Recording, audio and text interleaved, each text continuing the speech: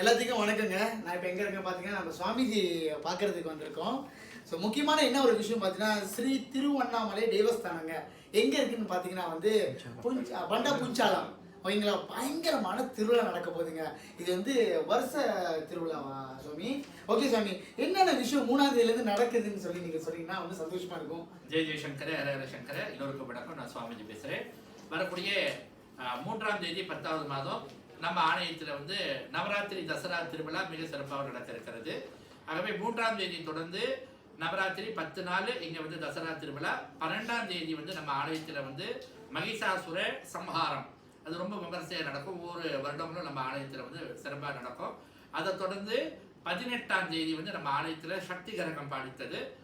19ஆம் தேதி 10வது மாதம் நம்ம ஆலயத்தில் தீமிதி உற்சவம், சாயந்தரம் 4 மணிக்கு மேலே இருந்து தீமிதி உற்சவம்.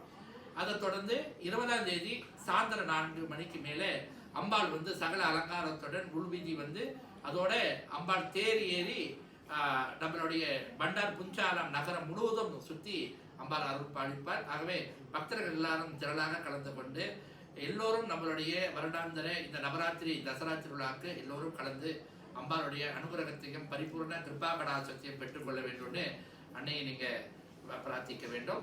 ஐயா மற்ற டீட்டெயில்ஸ்லாம் இந்த வீடியோ கீழே போடுறேன். ஸோ மறக்காம நம்மளோட கோயில் எங்கே இருக்குது எங்கே தெரில நீங்கள் நினச்சிங்கன்னா எங்களோட வீடியோ கீழே ஃபுல் அட்ரஸோடு நாங்கள் போடுவோம். மறக்காமல் இந்த கோயிலுக்கு நீங்கள் வந்தால் மட்டும்தாங்க தெரியும் அந்த சக்தி எப்படி இருக்குன்னு. நன்றி, வணக்கம்.